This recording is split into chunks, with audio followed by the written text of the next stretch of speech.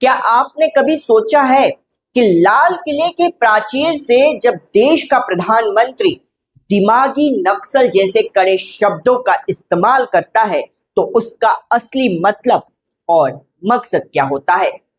एक तरफ 1 करोड़ युवाओं को आर्टिफिशियल इंटेलिजेंस की ट्रेनिंग देने का अभूतपूर्व वादा, तो दूसरी तरफ 2047 के लिए सप्तधारा का बिल्कुल नया विजन। 15 अगस्त 2026 को लाल किले से दिया गया प्रधानमंत्री का यह भाषण सिर्फ एक पारंपरिक संबोधन नहीं था, बल्कि यह भारत के भविष्य का एक बहुत ही सख्त, स्पष्ट और डेटा ड्रिवन ब्लूप्रिंट था। नमस्कार, मैं हूं प्रज्ञांश तिवारी और आप देख रहे हैं न्यूज चौपाल। आज हम डिकोड करेंगे प्रधानमंत्री मोदी के 13वें लगातार स्वतंत्रता दिवस भाषण को।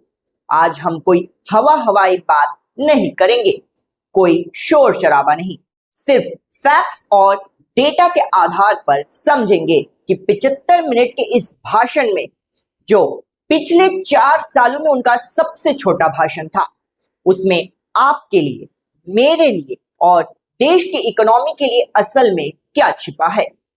दोस्तों, सबसे पहले एक ऐतिहासिक फैक्ट पर गौर करते हैं। पंडित जवाहरलाल नेहरू के बाद नरेंद्र मोदी देश के दूसरे ऐसे प्रधानमंत्री बन गए हैं जिन्होंने लाल किले से लगातार 13 बार देश को संबोधित किया है। लेकिन इस बार के संबोधन में जो सबसे बड़ा टेक अवे था, वो था सप्तधारा का कॉन्सेप्ट। प्रधानमंत्री ने साफ कर दिया कि अगर भारत को एक विकसित राष्ट्र बनना है तो हमें इन 7 धाराओं पर एक साथ फोकस करना होगा। ये 7 धाराएं क्या है, ध्यान से समझिएगा।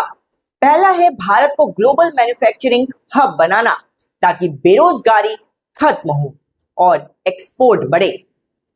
दूसरा है एग्रीकल्चर और फूड प्रोडक्शन, क्योंकि आज भी हमारी आधी आबादी खेती पर निर्भर है और वैल्यू एडिशन के बिना किसानों की आय नहीं बढ़ सकती। तीसरा है टेक्नोलॉजी और इनोवेशन। चौथा गति शक्ति, यानी हमारा इंफ्रास्ट्रक्चर और लॉजिस्टिक, ताकि देश के किसी भी कोने में बना सामान तुरंत और कम लागत में पोर्ट्स तक पहुंच सके। 5वीं धारा है डिफेंस पावर, यानी रक्षा क्षेत्र में पूर्ण आत्मनिर्भरता। 6ठी धारा है ग्रीन एंड ब्लू इकोनॉमी, जिसमें रिन्यूएबल एनर्जी और समुद्री संसाधन शामिल है। और 7वीं धारा है हमारी सॉफ्ट पावर, यानी हमारा कल्चर, हमारी फिल्में और हमारा योग, जिसे हम दुनिया भर में एक इन्फ्लुएंस के तौर पर स्थापित करते हैं। अब आते हैं उस हिस्से पर जो सीधे देश के युवाओं से जुड़ा है। आज पूरी दुनिया में आर्टिफिशियल इंटेलिजेंस और सेमीकंडक्टर की रेस चल रही है। एक समय था जब हम इसमें काफी पीछे थे, लेकिन सरकार का लक्ष्य है कि अगले 7 से 8 वर्षों में भारत के अंदर 5 से ज्यादा बड़े सेमीकंडक्टर प्लांट्स लगाए जाएं। चिप हमारी होगी तो डेटा और भविष्य भी हमारा ही होगा। लेकिन इस टेक्नोलॉजी को चलाएगा कौन? इसके लिए लाल किले से एक बहुत बड़ा ऐलान हुआ है। अगले 1 साल के भीतर देश के 1 करोड़ युवाओं को एआई की प्रॉपर ट्रेनिंग दी जाएगी। यह सिर्फ एक घोषणा नहीं है, ये ग्लोबल वर्कफोर्स में भारत का दबदबा बनाने की तैयारी है। इसके साथ ही एक और अहम बात कही गई है। मिडिल क्लास और कमजोर वर्ग के छात्रों के लिए सरकार फ्री ऑनलाइन कोचिंग की व्यवस्था करेगी ताकि महंगी कोचिंग संस्थाओं पर उनकी निर्भरता कम हो सके। अब मैं उस मुद्दे पर आता हूं जिसने सबसे ज्यादा ध्यान खींचा है, दिमागी नक्सल। दोस्तों, हाल ही में हमने छत्तीसगढ़ से कुछ ऐसी तस्वीरें देखी जहां वो महिलाएं जिनके हाथों में सालों से बंदूक थमा दी गई थी, उन्होंने जब हथियार डाले और मुख्य धारा में वापस आई तो उनकी आंखों में आंसू थे।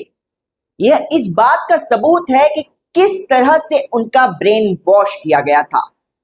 आज ग्राउंड पर हथियारबंद नक्सलवाद अपनी आखिरी सांसें गिन रहा है, लेकिन प्रधानमंत्री ने एक बहुत बड़ी चेतावनी दी है। उन्होंने कहा कि जो लोग बंदूक उठाते हैं उनसे तो हम निपट लेंगे, लेकिन उन दिमागी नक्सलों का क्या जो इंटेलेक्चुअल सपोर्ट सिस्टम बनकर हमारे गवर्नेंस और देश के सिस्टम को भीतर से खोखला करना चाहते हैं। ऐसे वैचारिक खतरों से अब देश को और हम सबको मिलकर लड़ना होगा। इन सब के अलावा इस भाषण में एनर्जी सिक्योरिटी पर बहुत जोर दिया गया है। आज जब दुनिया के कई हिस्सों में युद्ध चल रहा है, सप्लाई चेन टूट रही है और झूठी खबरों के दम पर पैनिक फैलाया जाता है, तब भारत का न्यूक्लियर पावर जनरेशन को 100 गीगावाट तक ले जाने का लक्ष्य बहुत क्रिटिकल हो जाता है। लिथियम, कोबाल्ट जैसे क्रिटिकल मिनरल्स के लिए अब भारत अर्जेंटीना और ऑस्ट्रेलिया जैसे देशों के साथ मिलकर अपनी स्ट्रेटेजिक ऑटोनॉमी सुनिश्चित कर रहा है। और अंत में इस बार लाल किले के इस कार्यक्रम में पहली बार वंदे मातरम का उस तरह से गान हुआ जिसे अब हर आधिकारिक सरकारी कार्यक्रम में नेशनल एंथम के बराबर का सम्मान और अहमियत दी जा रही है। कुल मिलाकर 75 मिनट के इस भाषण का सार यही है कि ग्लोबलाइजेशन के इस दौर में जब हर देश सिर्फ अपने बारे में सोच रहा है, तब भारत को भी वोकल फॉर लोकल और डोमेस्टिक प्रोडक्शन पर पूरी तरह ताकत झोंकनी ही होगी। भारत अब सिर्फ वादों के सहारे नहीं, बल्कि डेटा, टेक्नोलॉजी और आत्मनिर्भरता के एक सॉलिड रोड मैप पर चल रहा है। प्रधानमंत्री के इस सप्तधारा विजन 1 करोड़ युवाओं को एआई ट्रेनिंग और दिमागी नक्सल वाली चेतावनी पर आपका क्या सोचना है? क्या आपको लगता है कि ये नीतियां ग्राउंड पर उसी तेजी से लागू हो पाएगी? कमेंट सेक्शन में फैक्ट्स और लॉजिक के साथ अपनी राय जरूर रखें। वीडियो को शेयर करें ताकि सही और सटीक जानकारी ज्यादा से ज्यादा लोगों तक पहुंचे। मिलेंगे अगले वीडियो में एक नई ग्राउंड रिपोर्ट और सटीक एनालिसिस के साथ। नमस्कार।